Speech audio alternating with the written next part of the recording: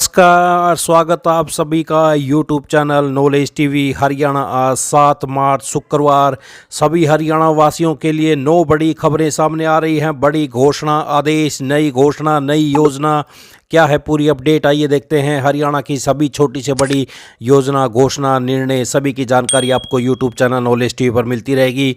तो चलिए देखते हैं आज 7 मार्च सभी बड़ी घोषणा, आदेश, ऐलान। पहली बड़ी घोषणा, महिलाओं के लिए मुख्यमंत्री नायब सिंह सैनी ने एक बार फिर से कहा है कि महिलाओं को 2100 रुपये देने के लिए बजट में प्रावधान किया जाएगा। तो ये आप देख सकते हैं, महिलाओं को 2100 रुपये मिलेंगे, बजट में होगा प्रावधान, पूरे किए जाएंगे सभी वादे। आइए दूसरी बड़ी घोषणा देखते हैं। अब प्रदेश में 20 साल से समलाती जमीन पर खेती कर रहे किसानों या फिर समलाती जमीन पर मकान बनाकर रह रहे ग्रामीणों को मालिकाना हक देने के लिए सरकार की मंजूरी की जरूरत नहीं पड़ेगी। सरकार ने मालिकाना हक देने का अधिकार विकास एवं पंचायत विभाग के निदेशक को सौंपने का निर्णय लिया है। तो समलाती जमीन व मकानों का हक देने को पंचायतों को नहीं लेनी होगी मंजूरी। तो ये बड़ी अपडेट, विधेयक लाया जाएगा विधानसभा के बजट सत्र में। तो ये बड़ी जानकारी आई। अगली बड़ी घोषणा देखते हैं। अब बैंकों की तर्ज पर राशन डिपो में भी वन टाइम रजिस्ट्रेशन OTP दिखाकर ही राशन मिलेगा। इस नई व्यवस्था से गरीबों का हक भ्रष्टाचारी नहीं हड़प सकेंगे। सरकार की यह व्यवस्था करने जा रही है कि हर डिपो पर प्रत्येक महीने 10 तारीख को राशन मिल जाए। तो यह आप बड़ी अपडेट देख सकते हैं। OTP से ही अब राशन मिलेगा, महीने की 10 तारीख को राशन मिल जाए, यह भी सुनिश्चित किया जाएगा। तो CCTV कैमरे लगाने का पहले ही आदेश दे दिया गया था। तो नमक देना भी जल्द शुरू करेंगे राशन में। तो ये बड़ी अपडेट सामने आ रही है। आइए अगली बड़ी घोषणा देखते हैं। औद्योगिक फर्मों को अब 7 दिन में नाम बदलने की मंजूरी मिल जाएगी। फर्म के विघटन की फाइल भी जिला रजिस्ट्रार को 7 दिन में निपटानी होगी। बॉयलर लगाने के लिए 22 दिन के अंदर पंजीकरण कर दिया जाएगा। नवीनीकरण 15 दिन में हो जाएगा। मुख्य सचिव ने उद्योग एवं वाणिज्य विभाग की 42 सेवाओं को सेवा का अधिकार अधिनियम में शामिल करते हुए सेवाओं को समय सीमा निर्धारित कर दिया है। बॉयलर के रूपांतरण और मरम्मत के लिए मुख्य निदेशक को 10 दिन में अनुमोदन करना होगा।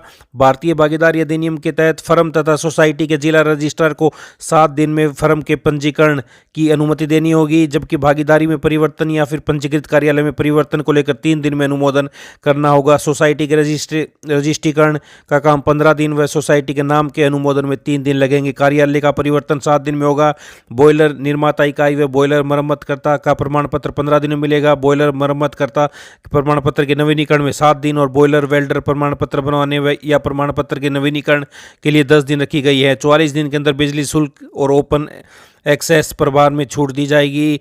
उद्योग और कारोबारियों की शिकायतों का समाधान 7 दिन में किया जाएगा। तो औद्योगिक फर्मों को अब 7 दिन में मिल जाएगी नाम बदलने की स्वीकृति। तो ये बड़ी घोषणाएं की हैं बजट से पहले। आइए अगली बड़ी घोषणा देखते हैं। तो कर्मचारी भविष्य निधि संगठन EPFO ने आधार से जुड़े यूनिवर्सल अकाउंट नंबर वाले सदस्यों को अपने व्यक्तिगत विवरणों में नाम, जन्मतिथि जैसे महत्वपूर्ण तथ्यों को समय बिना दस्तावेज बदलने की इजाजत दे दी है।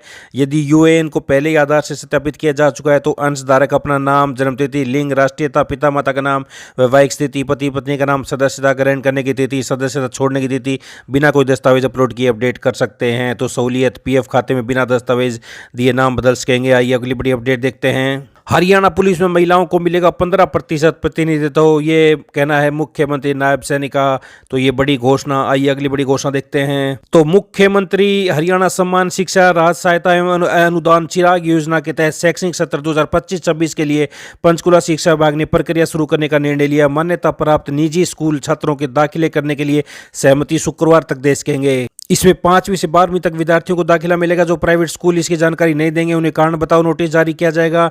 संबंधित स्कूल 15 मार्च से अपने नोटिस बोर्ड पर जानकारी प्रदर्शित करेगा कि कितनी सीटें खाली हैं।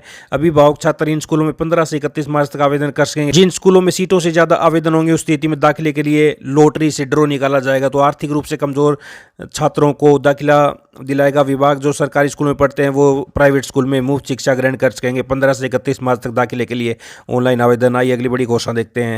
तो हरियाणा में ठंडी हवाएं चलने के बाद कल रात से ठंडी हवाओं का चलना कम हो गया है। मौसम विशेषज्ञ ने बताया कि 9 मार्च की रात एक कमजोर पश्चिमी विक्षोभ सक्रिय होगा। विक्षोभ के सक्रिय होने से पहले तापमान में बढ़ोतरी होगी। 10 मार्च को ये आगे निकल जाएगा।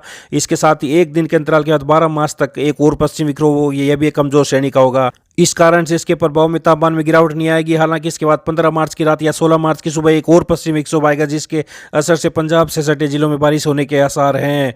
तो आगे ऐसा मौसम रहेगा। तो तेज हवाएं थम गई हैं, दिन का तापमान बढ़ रहा है, तो आगे रहेगा ऐसा मौसम। आप देख सकते हैं 16, 17, 15 को बारिश के आसार बन रहे हैं। आइए अगली बड़ी घोषणा देखते हैं।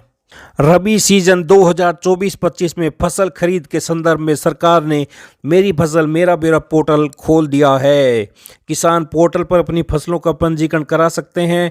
अभी तक प्रदेश में 10,54,000 किसानों ने 61.09 लाख एकड़ फसल का पंजीकरण करा दिया है। इसमें से 2.46 लाख एकड़ को छोड़कर शेष का वेरिफिकेशन भी हो चुका है। यानी जिन किसानों की फसल का वेरिफिकेशन हो चुका है वे 15 मार्च से सरसों की फसल प्रदेश की मंडियों में बेच सकते हैं, जबकि 1 अप्रैल से गेहूं की फसल बेचेंगे। दूसरी ओर सरकार ने फसल क्षतिपूर्ति पोर्टल भी खोल दिया है। इस पर किसान खराब हुई फसलों की जानकारी दर्ज कर सकते हैं। वहीं अब की बार सरकार ने गेहूं की खरीद का लक्ष्य 80 लाख टन निर्धारित किया है। तो ये बड़ी अपडेट सामने आ रही है। सरकार ने गेहूं के लिए 417 मंडियां व खरीद केंद्र तैयार करने का निर्णय ले लिया है। गेहूं की खरीद 24-25 2,425 रुपये प्रति क्विंटल की जाएगी। सरसों की खरीद के लिए 108 मंडी व खरीद सरसों खरीद 15 मार्च से शुरू होगी। जो खरीद के लिए 25 मंडी व खरीद केंद्र बना गए हैं। तो ये आप देख सकते हैं फसल क्षतिपूर्ति पोर्टल खुला, आवेदन कर सकते हैं किसान। प्रदेश सरकार ने फसल क्षतिपूर्ति पोर्टल भी खोल दिया है। इस पर वे किसान अपनी खराब हुई फसलों का ब्यौरा दे सकते हैं जिनकी फसल अभी हाल में ही 2 दिन पहले हुई ओलावृष्टि के कारण खराब हुई है। प्रदेश सरकार ने सभी डीसी से खराब फसल का ब्यौरा मांगा था ताकि जिलों में फसल खराब हुई है वहां फसल क्षतिपूर्ति पोर्टल को खोला जा सके और किसान अपनी खराब फसलों की जानकारी दर्ज करा सकें। कृषि विभाग का अनुमान है कि प्रदेश में 8 लाख एकड़ से ज़्यादा फसलों को नुकसान हुआ है। सही रिपोर्ट किसानों द्वारा दी गई जानकारी के आधार पर ही दी जाएगी। तो ये आप देख सकते हैं सिरसा में सर्वाधिक पंजीकरण, तो कौन से ज़िले में रकबा किसान कितनी संख्या है, तो आप ये देख सकते हैं सभी ज़िले वाइज। तो ये बड़ी अपडेट सामने आ रही है।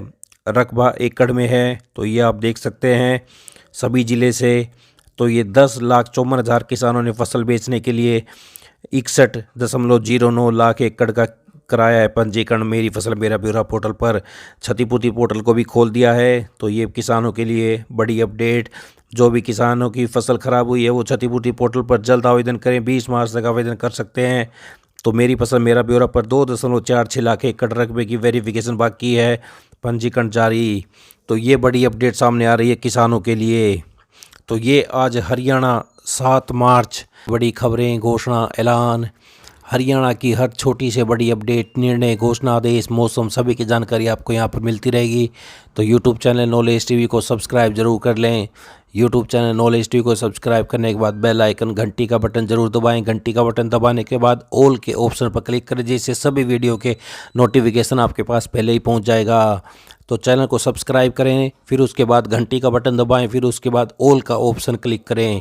तो यहाँ पर आपको हरियाणा की सभी दिन भर की ताज़ा घोषणा सबसे पहले आपको यहाँ पर मिलती है।